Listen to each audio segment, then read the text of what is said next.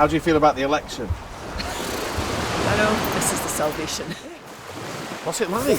It's electric. It makes you feel alive. Yeah. It's exhilarating, and endorphins afterwards are just better than any. Yeah. Better than sex.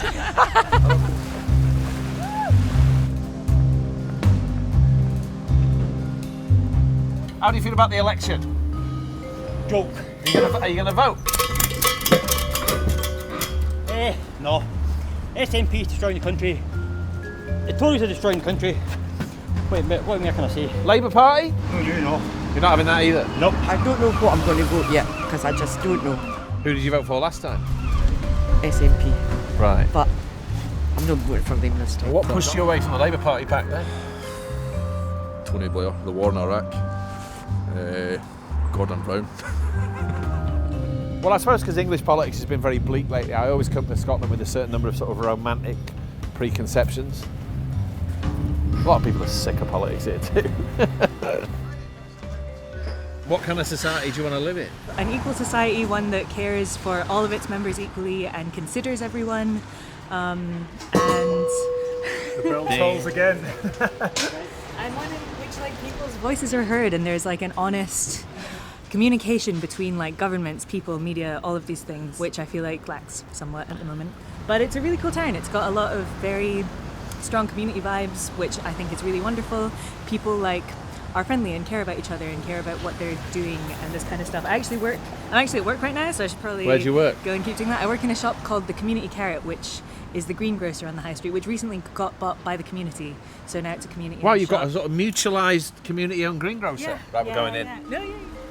We've come to Dunbar partly because it's in an SNP Labour marginal, but what we quickly find is a place brimming with community spirit and the kind of grassroots action that we've been seeing all over the country in this series. If it wasn't for Dunbar and Ridge that set up in Dunbar, I'd be on the streets. We've been told that a lot of the energy comes from a place called the Ridge. Wow, look at this. This is it. This is a community garden created by volunteers to help each other deal with everything from school exclusions to dementia. Fantastic. It gives people that have sort of run out of hope somewhere to come. It's quite dynamic. It's improved my mental health so much just by coming here and taking part in things, and there's none of that them and us. Thomas is here. Thomas is actually having to head off for a meeting with Universal Credit. Yeah. Are you? Aye, yeah. Can we talk to you about that? Yeah. Aye, yeah. Okay, if that's all right. Aye, yeah. Dunbar was in a pilot area for Universal Credit, a policy that was imposed from Westminster, and Thomas is one of several people we meet here who's had trouble with it. And Thomas was on, what were you on originally? PIP. You were on PIP? Yep. Oh yeah, disability, but the Department of Work and Pensions have taken that away. So how much money did you lose, or have you lost? About 100 odd. A month? Yeah. Wow. And they want us to find a job, but with the anxiety, that's hard. So thanks to Kate and the Rangers, I volunteer everywhere. You're an amazing volunteer. Thomas is volunteering all day, every day. How do you feel about the benefit system? Yeah, it's useless. Like, it feels like you get several people being swept under, and we're one of them. Talk about something that breaks people.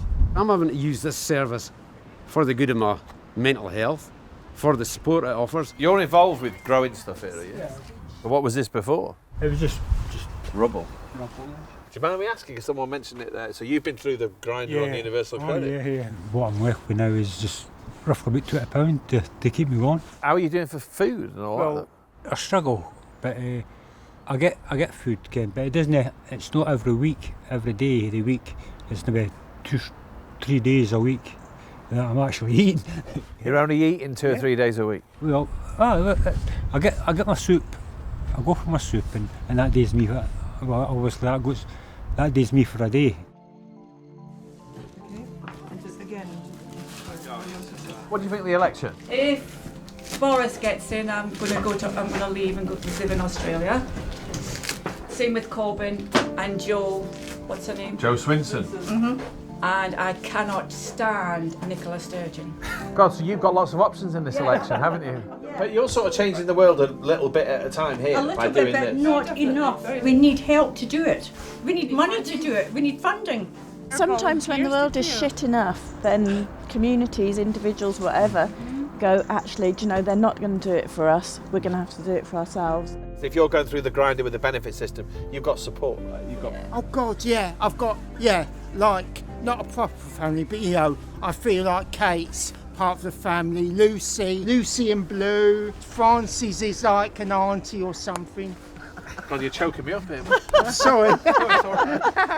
Aye, but they're all lovely, you know. I can tell, Thomas, you're lovely too, but you're going to miss your train if you don't. Right, We're sending you good vibes, Thomas. Thank you. Fingers crossed. Get that train. I'll see you Tuesday. If you bury your head in social media all the time, there's this sort of absolutism around at the moment. Like if you're not utterly consumed and morally on fire about the outcome of this election, and you're just a friend of the oppressor. Everything hangs on this election. Mind you, I don't know, I felt that in there talking to those universal credit people, so I don't know. I thought, well, that's an argument for how important this election is. Any opportunity you've got to end this savagery, you should grab it with both hands. I did feel like that talking to them, but at the same time, there's a contrasting perspective from most of the... But none of them think it. Interesting, that's the other... Yeah, that's hard, isn't it? It's hard, man. It's really hard, because even the people at the receiving end of all this, they got mixed opinions. The weird thing is that politics still feels distant from all this. This is where change is happening. All over the country, the people we've spoken to at places like the Ridge have been pretty unanimously anti-Tory, but many of them aren't enthusiastic about the alternatives. They all talk about the need for more money, but the spirit of what they're doing is somehow missing from the national debate.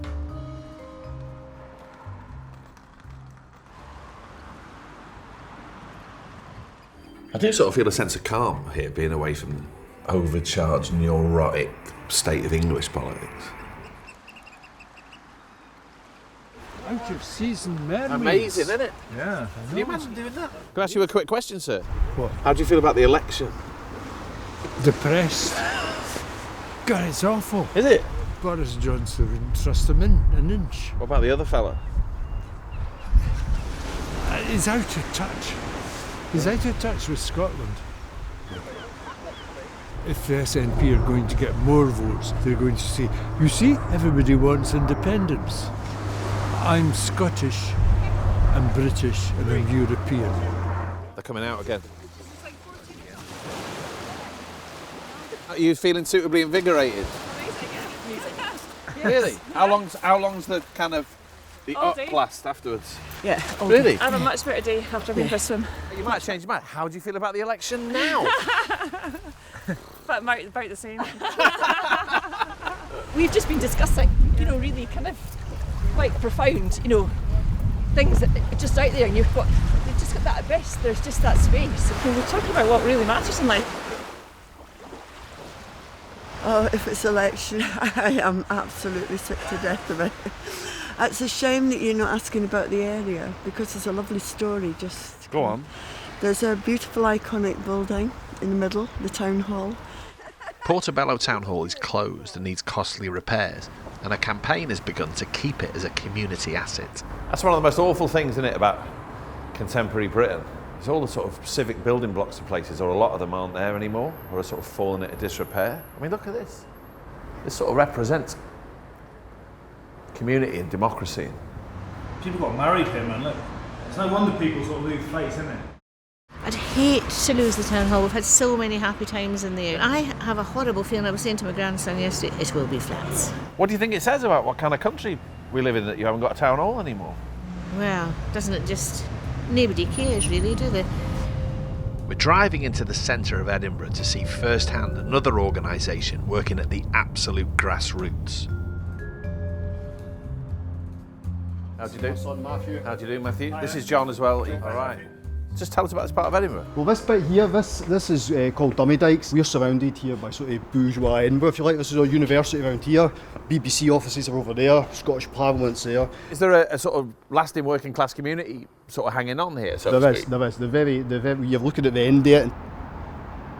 Now, you go up the tenements on the main street, you'll not find any working class families, mostly Airbnbs.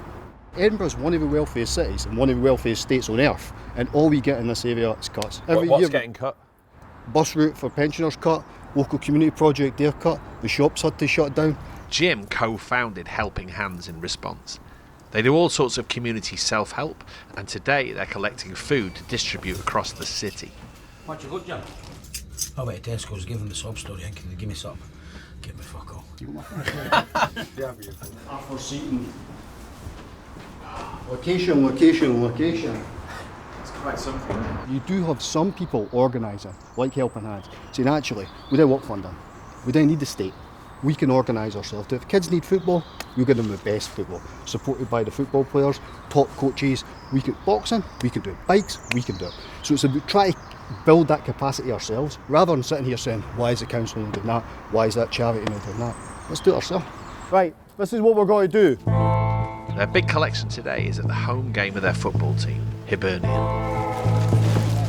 We've got 4 different collection points. So what I need today is get people at each of them to put signage up. Inside the back of this van there's boxes and crates. Now, people who didn't have a helping hand hoodie on or unidentifiable, there's high-vis vests. Any problems, make sure somebody comes and gets me and we'll sort it out, okay? Everybody clear with that? Well, for the last 5 or 6 weeks we've been on the road, repeatedly hooking up with people trying to change things. And this is like the most spectacular illustration of that we've seen yet. Toys as well, guys. Toys as well, getting delivered. Can we talk to you while you're sorting? Women can do 2 things at one time, did you know, Kenna? Tell me why it's important. Because bairns are hungry. And the government's not going to help us, so we have to help ourselves. Forget here in Scotland that a lot of the decisions about benefits and the things that really affect people's lives, that's all done in London, right? Right, that's why we need independence. Correct. Who are you going to vote for next week? Well, it's tactical voting in Scotland. Yeah. If I lived in England, I would just vote Labour. Some people think like Thursday election day is some sort of watershed. It's a disconnect between the election and politics, party politics, what the political class talk about, what we see the talking heads on the news talking about, and what's happening on the ground. To what people hear, this is more important than what's happening on Thursday. It seems very remote to those of us living in housing schemes, whether it's Boris Johnson or Jeremy Corbyn. Now that's not to say there's no difference, that's not to say that policies wouldn't make a difference to people, but in terms of how people think they can make a difference in the local community, this is the stuff that matters. You're an Aberdeen supporter, is that correct? Yeah. We're all football fans, so we just come here to help out each other. Cheers, lads, thank you. Why'd you do it? It just gives me a sense of hope for Edinburgh as a city, like.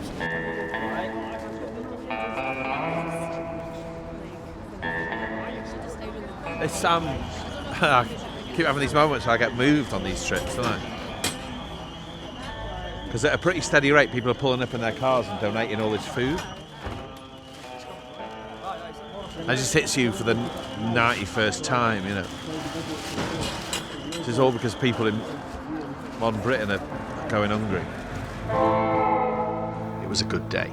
Hibs won 3-0, their fans donated loads of food, and we went home thinking that when the noise of this election is over, this is where the future of the left has to start. How much today then, do you reckon? Talking somewhere between 30 and 40 tonnes, and we think we've got 100 volunteers on the go as we speak. You think to yourself, who fills the vacuum? If it isn't the working class people with progressive politics try to offer solidarity to their neighbours. Politics is far too important to leave to politicians. Solidarity, not charity, man. I thought being immersed in this election was going to make me feel depressed and anxious and all that. But against my expectations, what's happened slightly more often than that is I've arrived at this unlikely feeling of hope. Elections are important, and this one, it's fair to say, is more important than most. Think about Friday the 13th. What are we going to do then? And I think I've seen loads of examples of it.